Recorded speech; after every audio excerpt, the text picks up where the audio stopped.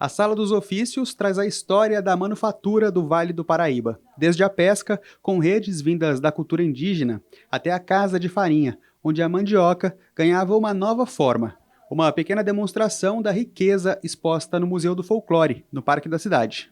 Quando a gente fala da cultura popular, do folclore, das raízes culturais dessa região, do Vale do Paraíba, de São José dos Campos, da relação do homem com a terra, da relação do homem com a pesca, com a agricultura, né, com os saberes manuais, e essa sustentabilidade que esses saberes cria para a existência humana, né? Porque você saber pescar garante a sua alimentação, você saber costurar garante a sua vestimenta, você saber construir casa com barro e bambu garante a sua morada. O museu, aberto ao público há 25 anos, traz histórias de séculos passados. A Sala das Festas, por exemplo, mostra um pouco das celebrações sociais históricas. E ainda tem a Sala dos Santos de Fé, trazendo a religiosidade dos povos africanos e a construção da identidade regional. A gestora do museu explica que todo o acervo é resultado de um trabalho de preservação que continua sendo feito, o que mantém a cultura local cada vez mais viva. É muito interessante quando a gente faz aquelas espécies de quiz, né, de perguntas e respostas, e as crianças se identificam com isso. Quando você pergunta quem faz bolinho caipira na sua família, quem faz artesanato, quem faz crochê, e aí eles vão percebendo que aqui trata da história da família deles, trata da história da vida deles, né? E isso é muito interessante porque é essa função social do museu, né? Qual que é, e aí essa é uma discussão que vem também do ICOM e da Semana de Museus e desses órgãos museológicos, que é pensar qual é a função do museu. No dia 18 de maio é celebrado o Dia Internacional dos Museus, data que reforça a nossa riqueza cultural e incentiva a população a conhecer um pouco mais da nossa diversidade. E essas manifestações artísticas e históricas estão espalhadas por toda a cidade. O Museu da Arte Sacra, no centro, é exemplo disso. São livros, imagens, bandeiras e outros registros da religiosidade na cidade. Tem ainda o Museu do Esporte, contando a história de momentos inesquecíveis e atletas joseenses de sucesso. E para os fãs do universo das aeronaves, tem o Memorial Aeroespacial Brasileiro.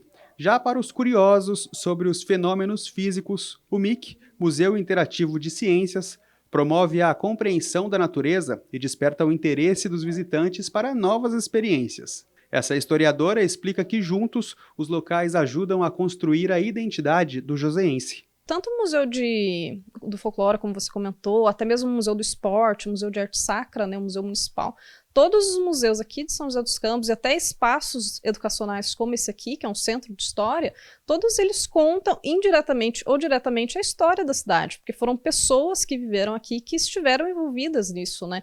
Seja nas atividades do folclore, seja na universidade, seja nas fundações, em clubes, em grupos, tudo foi feito com as pessoas que viveram aqui. Então, sim, todos esses espaços contam a história, não só das instituições, mas da própria cidade. E conhecer o passado é fundamental para entendermos o nosso presente, premissa do projeto Promemória, Programa de Preservação e Recuperação da História da nossa cidade. A iniciativa eterniza lembranças de São José ao longo de séculos passados, como esse registro de um local bem conhecido de São José, a fachada da Univap, na Avenida Paraibuna. Difícil imaginar que na década de 60 ela foi assim. Através dos documentos e através da conservação, por exemplo, que o Promemória faz, que é a digitalização de atas, de documentos antigos da cidade, desde o século XVIII, foi possível de descobrir uma série de coisas da cidade de São José dos Campos que ninguém sabia, como, por exemplo, colônias orfanológicas. A TV Câmara até fez uma matéria sobre isso, né, sobre como que isso foi descoberto aqui, que não se tinha ideia de que isso existia aqui no Vale do Paraíba e na cidade de São José dos Campos. Então, por exemplo, como foi feita a vila de São José dos Campos, tudo isso só foi possível por meio da pesquisa. Na Câmara, os parlamentares acreditam na importância da valorização da história joseense por meio dos nossos museus. Para a vereadora Amélia Naomi, eles são motivo de orgulho para a cidade. É importante preservar e construir, né? Estamos na cidade da tecnologia e é fundamental investir na ciência, né? E museu é um espaço para você ver a sua história, né? O Museu Interativo da Ciência, que nós temos aqui em São José, ele é um espaço moderno, né? Especial, inclusive, para as crianças, mas que também os adultos podem ir e devem ir conhecer, porque no último espaço nós temos um espaço que todo mundo pode ver os planetas, tal. Um modelo, inclusive, implantado aqui foi mais ou menos aquela referência do Museu da Manhã que tem no Rio de Janeiro. Já para o vereador Rogério da Acazem, os museus de São José transformam a cidade em um polo de referência histórica nacional.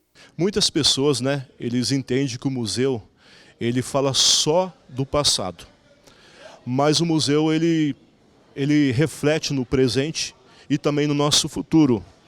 Há uma frase que diz assim que um povo que não conhece a sua história, ele está fadado a repeti-la novamente. Tanto os museus como casas de culturas, né, eles são locais de educação para um povo e há necessidade que os museus eles sejam mais atrativos, né, para que se tornem pontos turísticos, né, pontos de visitação. E isso acaba também gerando, né, demandas de mãos de obras, fortalecendo a economia da nossa cidade.